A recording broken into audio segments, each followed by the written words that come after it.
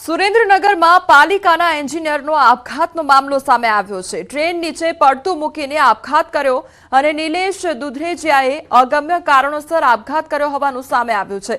Joravarnagar railway ફાટક પાસેની ઘટના સામે આવી છે। આત્મહત્યા કરવા પાછળનું કારણ હાલ અકબંધ છે। રેલવે પોલીસ સ્ટાફ સહિત મૃતકના પરિવારજનો ઘટનાસ્થળે ઉમટી પડ્યા છે।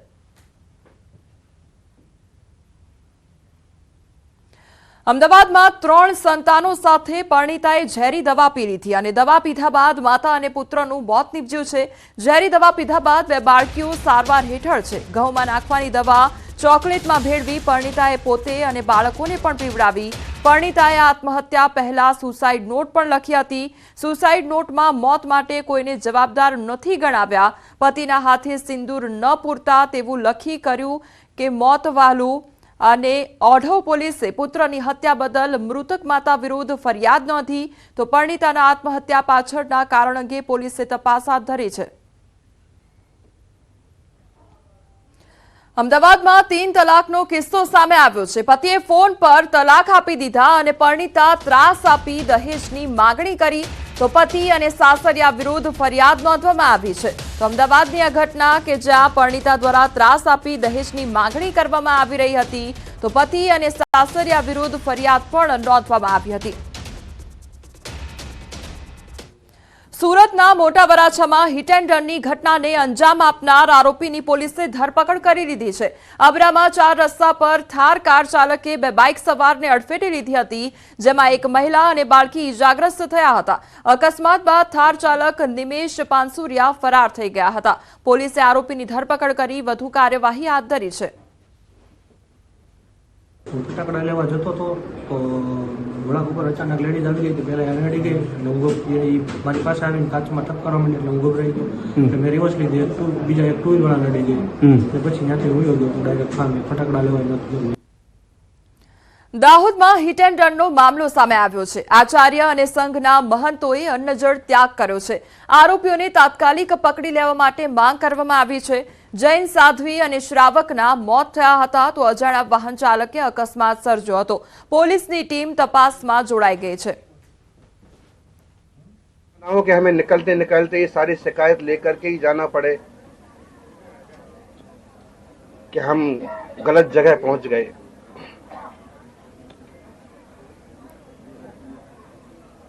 हर जगह अच्छे लोग भी होते हैं, लेकिन इस तरह से करने वाले कौन लोग हैं, उनकी कुछ खबर लेना चाहिए।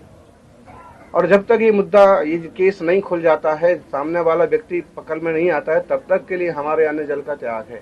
લીમખેડાથી દાહોદ રોડ ઉપર એક જૈન સાધ્વીજી તેમના શ્રાવક સાથે આવી રહ્યા હતા। તે વખતે કોઈ અજાણ્યું વ્હીકલ જે લગભગ બોલેરો ગાડી જેવું હતું તેણે ટક્કર મારી બંનેનું મૃત્યુ નિપજાવેલ છે અને આગળની કાર્યવાહી ચાલુ છે।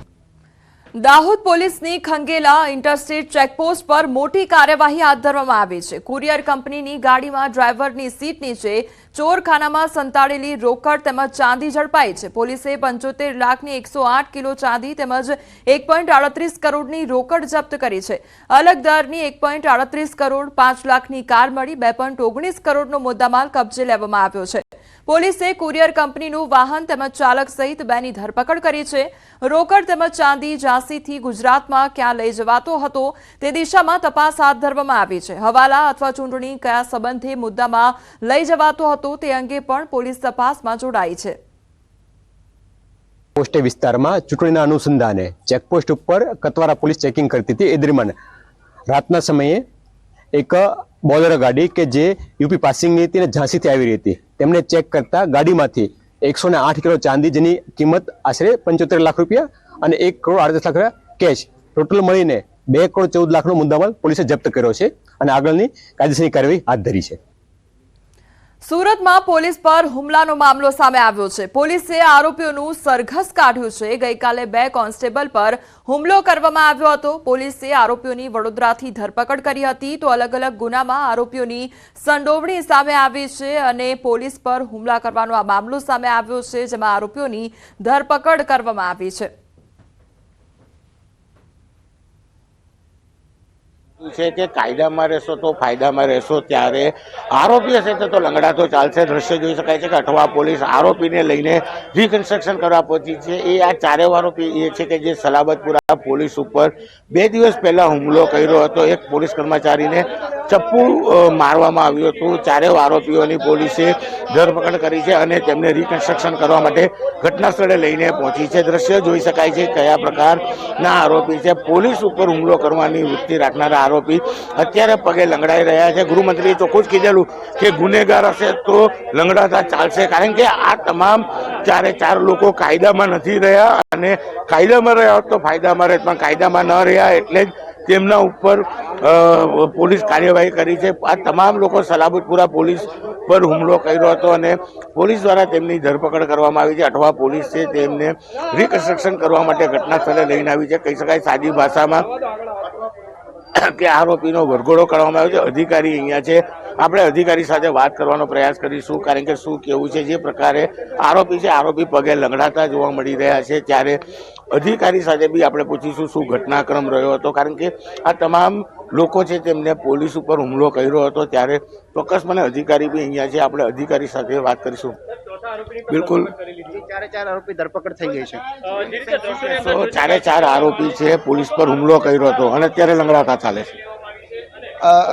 આરોપીઓએ પોલીસ ઉપર જે એસોટ કરેલું એ બાબતે આરોપીઓની પૂછપરછ દરમિયાન આરોપીએ જે ગલીમાં પોલીસ ઉપર એસોટ કરેલ એ જગ્યા બતાવવા માંગતા હોય તેઓનું રિકન્સ્ટ્રક્શન પંચનામા માટે ગુનાવાળી જગ્યા ઉપર લઈને આવેલું છે અને પોતે સામેથી બતાવે છે કે આ જગ્યાએ અમે આવી રીતે પોલીસ ઉપર એસોટ કરેલું.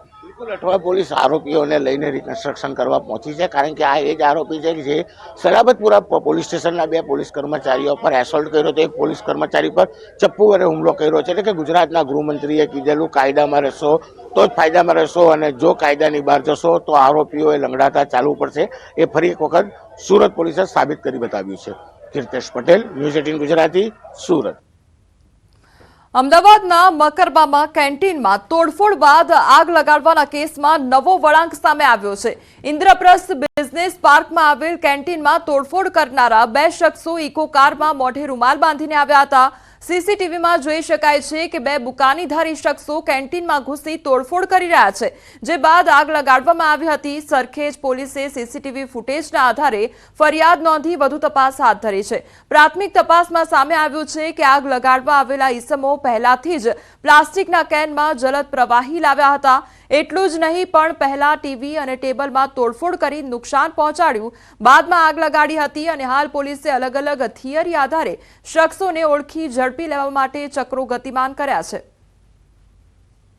સાંજના 2 જણા બુકાનીધારી આવ્યા હતા એક ઇકો કાર લઈને, અને હાથમાં એક પીળા કલરનું કેન હતું. પહેલાં આવીને એમને ધોકાથી તોડફોડ કરી અને પછી જે કેમિકલ હતું એ જમીન ઉપર રેડી અને પછી આગ લગાડી દીધી. 2 મિનિટમાં આગ તો બુઝાવી દેવામાં આવી હતી ને પછી પોલીસે જાણ થતાં પોલીસ તુરંત પહોંચી ગઈ હતી. પણ એના પહેલાં જે 2 ઈસમો આવ્યા હતા બંને ભાગી ગયા છે. બંને ઈસમોનો જે સીસીટીવી ફૂટેજ પોલીસે હાથવગા કર્યા છે. તપાસ ચાલુ છે. ફરિયાદીના કહેવા પ્રમાણે એમને કોઈની સાથે દુશ્મની વાત નથી કે કોઈના ઉપર એમને શક નથી. તેમ છતાં પોલીસે મહેનત શરૂ કરી છે અને ટૂંક સમયમાં આરોપી પકડી લેવામાં આવશે. સુરેન્દ્રનગરમાં એસએમસીની મોટી કાર્યવાહી હાથ ધરવામાં આવી છે. ધ્રાંગધ્રા હાઈવે પરથી ઝડપ્યા છે કેમિકલ ચોર. ગેરકાયદેસર કેમિકલની હેરાફેરી કરવામાં આવતી હતી અને ચોરી કરતા આ શખ્સ પકડાયા છે. 4 શખ્સોને કેમિકલ ટેન્કર સાથે ઝડપી પાડ્યા છે. તો 83.89 લાખનો મુદ્દામાલ જપ્ત કરવામાં આવ્યો છે. હાજર ન મળેલ 7 શખ્સો સહિત કુલ 11 આરોપી સામે ગુનો નોંધવામાં આવ્યો છે. કાયદેસરની કાર્યવાહી હાથ ધરી સ્થાનિક પોલીસને અંધારામાં રાખીને એસએમસીની ટીમે રેડ પાડવામાં આવી હતી. તો પોલીસની કામગીરી સામે પણ અનેક સવાલો ઉઠી રહ્યા છે. નવસારીમાં બ્યુટી પાર્લરમાં ચોરીની ઘટના બની. 3 મહિલાઓ 1.54 લાખની મત્તાનું પર્સ ચોરી ફરાર થઈ ગઈ અને માતા પુત્રીની નજર ચૂકવી ચોરી કરી ફરાર થઈ ગયા. તો પર્સમાં સોનાના દાગીના અને 97,000 રોકડ હતી. ચોરીની ઘટના સીસીટીવી કેમેરામાં કેદ થઈ ગઈ છે.